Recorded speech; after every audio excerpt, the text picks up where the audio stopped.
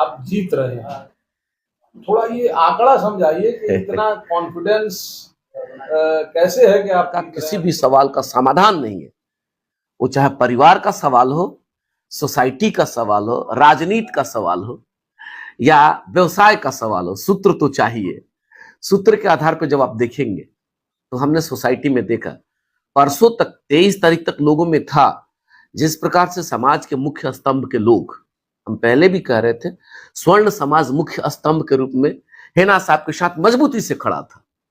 शुरू से ही हम कह रहे हैं, लोगों में चर्चा था कि नहीं स्वर्ण समाज अभी तो कह रहा है लेकिन लास्ट होते होते यू टर्न होगा और वो लोग मोदी के जो सो इशूज पे, मोदी के जुबान पे, मोदी के प्रभाव में या फिर भारतीय जनता और एनडीए के प्रभाव में लोग बदल जाएंगे, चले जाएंगे, ऐसा था। लेकिन कल जब वोट होने लगा तो शुरू 7 बजे से लेकर के और 5 बजे तक वो समाज मजबूती से खड़ा रहा, करना, निकालना, लोगों को बूथ तक ले जाना, वोट दिलवाना, समझाना, लोगों से निवेदन करना, संसाधन में अपना शक्ति लगाना, तो तय कर दिया कि वह समाज मजबूती से हम लोगों के साथ प्लेटफॉर्म मिल गया। उसके बाद आ जाते हैं यादव समाज, उसके बाद की श्रेणी है 10% यादव समाज के लोग अगर हैं, 20% भी हो सकते हैं, 25% भी हो सकते हैं। अगर हम 10% कैलकुलेट करेंगे बड़े भाई, तो वह 10% लोग ताकत के साथ मैडम के साथ जितना हो सकता था समझाना, बुझाना, करना, रिलेशन में फोन करना, निकलिए वोट करिए, ये सब चीज हम लोगों ने देखा। अरे ये तो छोड़ दीजिए, कुशवाहा समाज के लोगों का भी ताकत हेना साहब को मिला है। वोट परसेंट हो सकता है कम ज्यादा हो, इन चीजों पे हम नहीं जाना चाहते, लेकिन अगर एक ही बेटा का कुशवाहा समाज का हेना साहब को ताकत मिला है तो वो हम लोगों के लिए सौभाग्य है, हम लोगों के लिए बहुत बड़ा ताकत है। अति पिछड़ा की बात करते हैं, विशेष करके अति पिछड़ा समाज के लोगों का, अति पिछड़ा के लोगों का वोट गया है तीर में, इनकार नहीं किया जा सकता। अति पिछड़ा का वोट लालटेन में भी गया है, तो यह भी निश्चित है कि अति पिछड़ा के लोगों का ताकत हेना मैडम के साथ भी खड़ा, इससे भी इनकार नहीं किया जा सकता। परसेंटेज कम बेस ज्यादा हो सकता है। दलित पे आ जाइए जब, तो दलित पर एकदम स्पष्ट और ठोक के है कि 100% दलित, अगर 100 दलित बेटा और बेटियों की चर्चा करेंगे तो 60 दलित का बेटा और बेटी टेम्पू के साथ मजबूती से अपना समर्थन दिया। हम लोगों ने देखा है, और आप भी चौथे स्तंभ में, अगर हवा में बोल रहे हैं तो आप लोगों ने भी देखा है। अगर हवा की बात होगी तो आप सवाल पूछ लीजिएगा, उस चीज पे भी हम बताएंगे कि कहां और कैसे। अब इसके बाद आ जाते हैं, ये सारा हम लोगों को ताकत मिला, इसके बाद माइनॉरिटी समाज 1% भी इधर उधर नहीं गया, पूरा का पूरा 95% लोगों ने पोल कर दिया। 5% अपवाद, एक्सेप्शन, वेरिएशन हो सकता है। तो ये जो चीज है, अब माइनॉरिटी का वोट परसेंट देखेंगे तो हम लोगों ने जो कैलकुलेट कर देखा 70% वोट पोल हुआ, 70% वोट पोल हुआ। तो इतना बड़ा जब पोल हम लोगों ने अपनी नजर से देखा, उसको एहसास, उसको हम लोगों ने महसूस किया, इस आधार पर हम लोग कह रहे हैं कि हेना साहब बड़े अंतराल से चुनाव जीत रही है। लगभग 54-55% पोलिंग हुई कल, और इस हिसाब से अगर देखें तो लगभग 9 लाख सीवान के मतदाताओं ने अपने मताधिकार का प्रयोग किया। 9 लाख में आप कितने में रहेंगे और कैसे रहेंगे? अब 9 लाख पे पूरा कैलकुलेशन आप कर लीजिए। अब 3,20,000 माइनॉरिटी समाज का वोट है, पहले वहीं से शुरू कर लेते हैं। अब 3,20,000 का 70% कर लीजिए, हम 60% ही आ जाते हैं, तो लगभग 1,18,000 1,90,000 के आसपास केवल माइनॉरिटी समाज हुआ। अब आ जाते हैं हम जिस स्तंभ की बात कर रहे थे, स्वर्ण समाज के लोगों की बात हम जब कर रहे थे, तो वेरिएशन आ रहा है। कुछ लोग 4.5 कैलकुलेट कर रहे हैं, कुछ लोग 4 कैलकुलेट कर रहे हैं, कुछ लोग 5 कैलकुलेट कर रहे हैं। हम 4 ही पे आ जाते हैं। 4 का 50% ले लीजिए, हम तो 40% काउंट कर रहे हैं। 4 का 40% लीजिएगा तो 1,60,000 हुआ। 1,60,000 में हम 1 लाख हम लोगों ने काउंट किया है। 60,000 तो अपने हम जो है सो सामने वाला को ही दे रहे हैं, जबकि ऐसा होगा नहीं। 1,60,000 में 1,40,000 वोट हेना साहब के साथ खड़ा है, लेकिन आदमी को कैलकुलेशन पे थोड़ा सा होना चाहिए, संयम होना चाहिए। वो तो बंद बक्से में हो गया है, ईवीएम में बंद है। 1 लाख वोट वहां ले लीजिए, कितना हो गया? 280 हो गया। इसके बाद दलित पे आ जाइए और अति पिछड़ा पे आ जाइए, ये दोनों वोट मिलाकर के हम लोगों का 1.5 लाख वोट जा रहा है।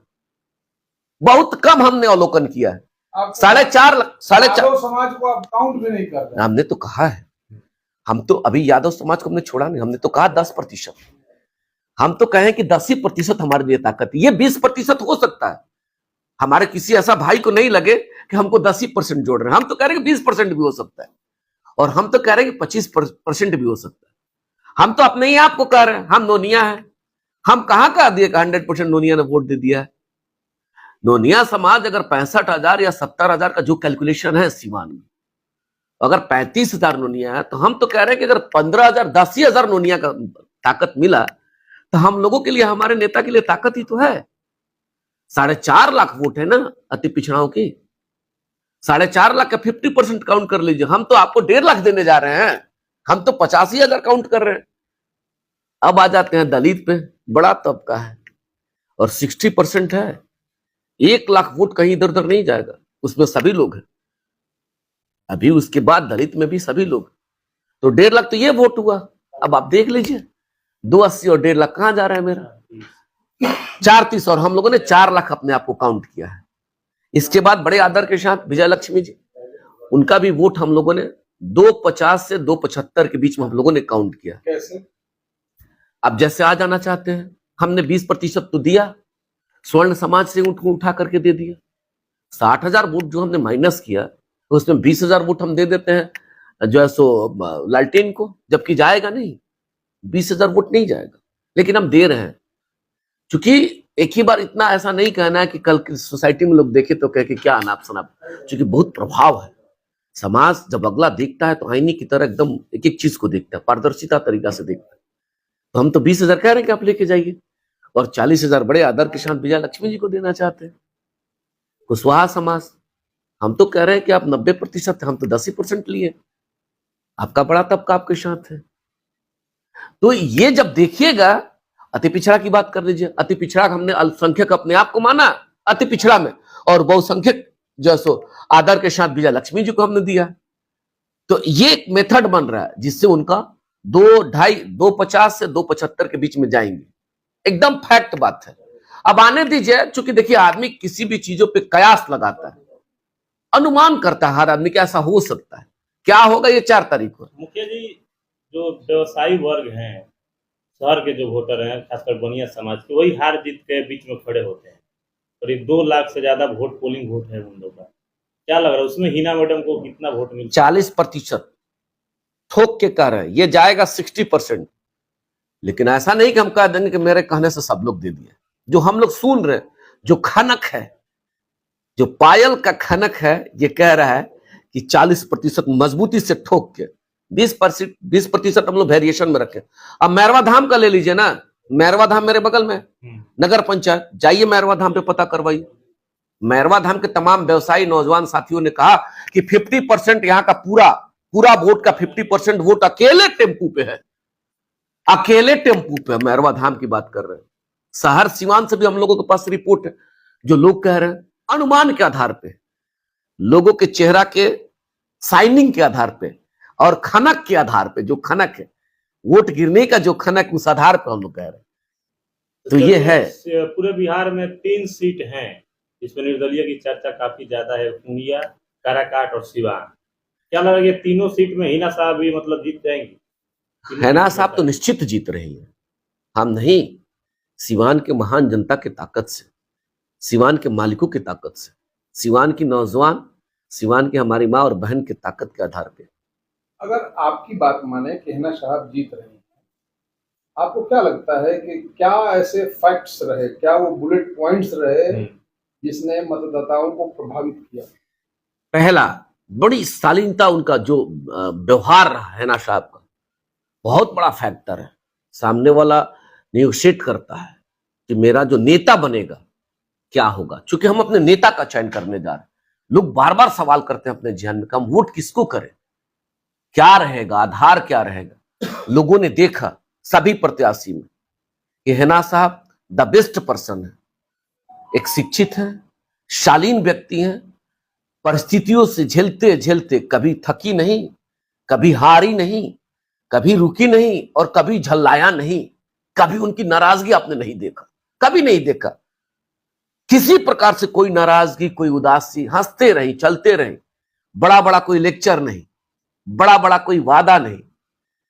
जो व्यक्ति अपने आप को बेटी और बहू के रूप में स्थापित किया, यह बहुत बड़ा फैक्टर है। जिस प्रकार से उन्होंने अपील किया, कभी किसी भी एक कैंडिडेट को उन्होंने सवाल नहीं किया। लाख आरोप लोग लगाते रह गए। 47 का युग, 45 का युग, शहाबुद्दीन ये थे हिंदू, मुसलमान, बुर्का, भगवा, ओढ़नी, तमाम तरह का लोगों ने आरोप लगाया, लेकिन उन्होंने किसी पे कभी नहीं। अपनी बहन विजय लक्ष्मी जी पे एक सवाल उन्होंने कभी नहीं किया। अभिभावक स्वरूप और बिहारी चौधरी जी पे भी कभी सवाल उन्होंने नहीं किया, जबकि बहुत प्रताड़ना, बहुत दर्द उन्होंने देखा है वहां से, बावजूद कभी उफ तक नहीं किया। यह बहुत बड़ा फैक्टर है। उसके बाद दूसरा फैक्टर, एनडीए के कैंडिडेट के रूप में आप उठा करके भेज दीजिएगा तो सिवान देश डॉक्टर राजेंद्र प्रसाद की धरती, यहां के लोग बहुत सुलझे हुए लोग हैं, और भारतीय जनता पार्टी या आरएसएस या बजरंग दल या विश्व हिंदू परिषद या जनता दल यूनाइटेड या जो लोग भी है जो आस्था रखते हैं उन विचारधारा में, वह सब लोग एजुकेटेड लोग हैं, पढ़े लिखे लोग हैं, समझने वाले लोग हैं। लोग तो ये कह रहे हैं कि आप किसी को कैसे थोप के भेज दीजिएगा, तो ये नहीं चलेगा।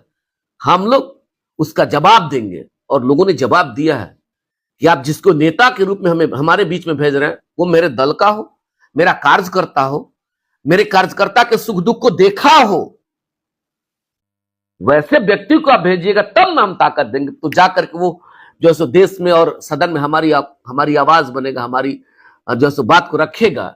अब वैसे व्यक्ति को भेज दीजिएगा जो उल्टी पुल्टी गुल्टी मारते रहे, तो क्या गारंटी है कि सिवान के मुद्दाओं को उल्टी पुल्टी गुल्टी में ही रख देगा? बता दीजिए। तो मुखिया जी, पूर्व सांसद ओम प्रकाश यादव हैं, कल बयान में देते हैं कि मुझे शर्म लगता है अपने प्रत्याशी को वोट मांगने में। बंटी सिंह सांसद प्रतिनिधि हैं अजय सिंह का, पूरा खुलकर 2-4 रोज पहले आ गए। तो कौन सा लोभ लालच आप दे रहे हैं लोगों की? सांसद के लोग कौन जड़ी सुनाया आपको अपने पक्षी खेमे में? नहीं, वहां के लोग आपके समर्थन में उतर गए। नहीं, हमने कहा भी कि सभी धर्म, सभी समाज के लोगों ने देखा। हम तो बार बार कह रहे हैं कि हम लोगों की कोई हैसियत नहीं है, हम लोग एक सिपाही के रूप में पीछे पीछे भाग रहे हैं। हमारी जो सेनापति है, ये प्रभाव है हैना साहब का। बड़े आदर के साथ शहाबुद्दीन साहब जो कार्य को करके गए, उसका प्रभाव है, इंपैक्ट है। लोग उन चीजों को याद कर रहे हैं। और बड़े आदर के साथ आदरणीय पूर्व सांसद महोदय, वो भी एक शालीन व्यक्ति है। उनका भी जो सो वॉइस, जो उनका आवाज आता है, दमखम से आता है। कभी उन्होंने अमर्यादित और अनाप शनाप बयान उन्होंने नहीं दिया। सोसाइटी का बहुत सम्मान उन्होंने किया। तो उन्होंने कहा है कि भाई हमें शर्म आ रही थी, बात सही है, चूंकि लोग उनसे पूछ रहे थे कि भाई किसको आप सांसद बनाने जा रहे हैं, जिसको एमपी का फुल फॉर्म नहीं पता। आप किसको सांसद बनाने जा रहे हैं जिसको मुद्दा और मुर्दा में अंतर नहीं समझ में आ रहा। आप किसको सांसद बनाने जा रहे हैं जो यहां से देशरत्न डॉक्टर राजेंद्र प्रसाद की धरती से जब वो जीत के जाएंगे तो क्या आवाज बनेंगे हमारे लोकसभा में। और सीखते सीखते 5 साल कौन दिन लगता है। आप सिखाने कार्य करिएगा जिताने के बाद, तो सिखाते सिखाते 5 साल बीत गया, फिर क्या होगा सिवान के मालिकों का। तो यह सब चीजें हैं जो बड़े आदर के साथ ओम प्रकाश यादव जी ने महसूस किया कि भाई हम लोग जा रहे थे तो लोग पूछ रहे थे, इस वजह से वो कह रहे थे कि हमें शर्म आ रही थी वोट मांगने में। हमको जो एहसास हो रहा है, चलिए चलते चलते अपने समर्थक से क्या कुछ कहिए। काफी निवेदन करेंगे, अपने समर्थक तमाम अपने मालिकों से निवेदन करेंगे। सिवान की महान जनता, आप सभी ने बहुत ताकत दिया है, सभी ने ताकत दिया है, कोई छूटा नहीं है। परसेंटेज कम बेस जरूर हुआ होगा, लेकिन अगर एक भी व्यक्ति ताकत दिया, वो समाज, वो परिवार उससे जुड़ चुका है। अपील और अनुरोध करेंगे कि आपका ताकत हम सभी के लिए ताकत बना है। सिवान एक विकसित सिवान बनेगा, सिवान शिक्षित सिवान बनेगा, सिवान स्वस्थ सिवान बनेगा। अपील करेंगे धैर्य के साथ। आप चुनाव जिता रहे हैं, जिता चुके हैं। जीतने के बाद ऐसी कोई बहुत खुशी नहीं होनी चाहिए जिससे सामने वाले को ठेस लगे, चूंकि वह भी सिवान का बेटा है, वो भी सिवान की बेटी है, उनके भी कार्यकर्ता सिवान के हमारे महान मालिक है, सिवान की महान मतदाता है, वो हमारे घर का भाई है। तो हम अपने खुशी में अगर किसी को तकलीफ देंगे, अच्छा नहीं लगेगा। आप जुलूस नहीं निकाले, मेरा अनुरोध रहेगा। पता नहीं मेरे नेता का भी डायरेक्शन आएगा